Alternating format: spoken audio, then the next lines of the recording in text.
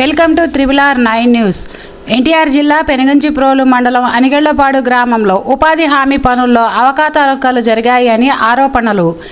APO మరియు field assistant తమ ఉద్యోగ ధర్మాన్ని సక్రమంగా నిర్వహించడం లేదని పూర్తి ఆధారాలతో అధికారులకు అందించినప్పటికీ అవకతవకలు జరుగుతూనే ఉన్నాయని, ఎంక్వైరీకి వచ్చిన వారు మాత్రం ఏ విషయం స్పష్టం చేయటం లేదని, అంతా పీడీ గారు చూసుకుంటారని, ఎవరైనా అనుమానం ఉంటే పీడీ కార్యాలయానికి వెళ్ళి అక్కడ మాట్లాడుకోవాల్సిందిగా చెబుతున్నట్లు గ్రామస్తులు తెలియజేశారు. 15 ఎకరాల పొలం ఉన్నవారికి మాత్రం ఉపాధి హామీ పనులు డబ్బులు అకౌంట్లలోకి వచ్చాయని, ఎస్సీ ఎస్టీ బీసీ వర్గాలకు పూర్తిగా అన్యాయం జరిగిందని, దళిత కులాల వారు చేసిన కూలీ డబ్బులు మాత్రం వేరే వర్గానికి సంబంధించిన వారికి పడ్డాయని, ఈ అవకతవకలు పూర్తి బాధ్యత ఏపీఓ మరియు ఫీల్డ్ అసిస్టెంట్ అని గ్రామస్తులు మీడియా ముఖంగా తెలియజేశారు. జరపల వెంకటరమణ సార్ గారిని ఏపీఓ గారికి అందజేయమనండి. ఏపీఓ గారు పీడీ గారికి అందజేస్తారు. దానికి నేను బాధ్యుణ్ణి. దీంట్లో ఏపీఓ పాత్ర ఏంటంటే ఏపీఓ గారు లేని ఫీల్డ్ అసిస్టెంట్ గారు లేరు, ఫీల్డ్ అసిస్టెంట్ గారు ఏపీఓ గారు లేరు. దేవుడు పూజారి, దేవుడు పూజారే, వీళ్ళిద్దరే చేసిన అక్రమాలు.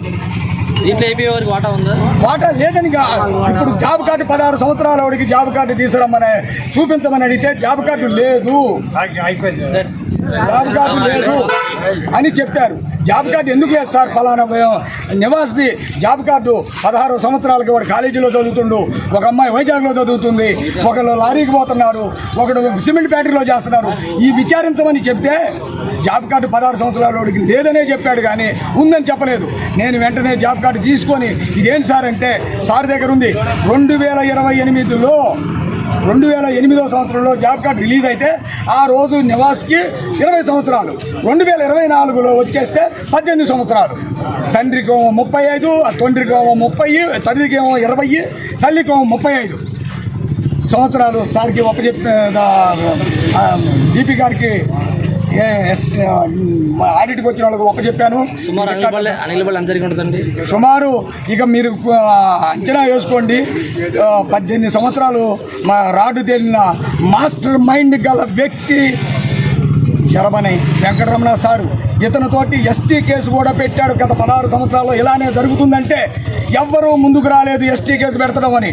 అయినా కూడా నేను ముందుకు వచ్చి నా ఒక ప్రత్యర్థులు 18 మందిని కూడా మేము ఈ టీమాలకు తయారయ్యి ఈ 18 మందిని కూడా పోతే సెంట్రల్ జైలుకు పోతాం, అవినీతి అనేది ఉందా లేదా అనేది మనం ఎంక్వైరీ చేద్దామని మేము కంకణం కట్టుకొని ముందుకు వచ్చాం. దీనికి మా యొక్క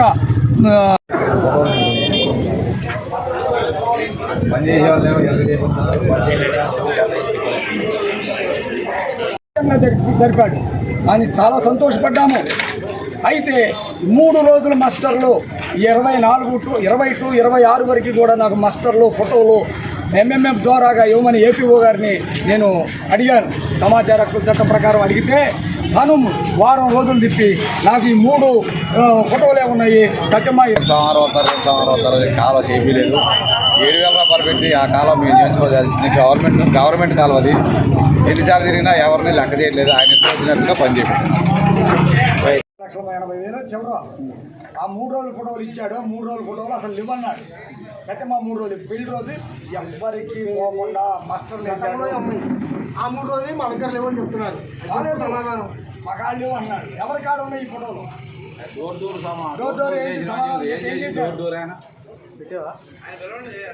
అడిగిందా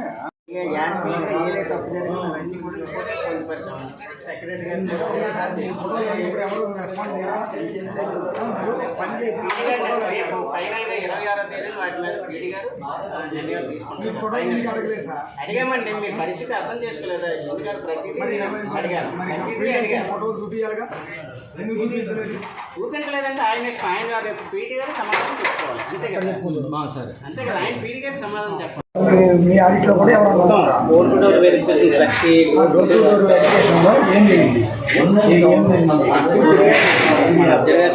మీరు గతంలో ఫోటో ఒకసారి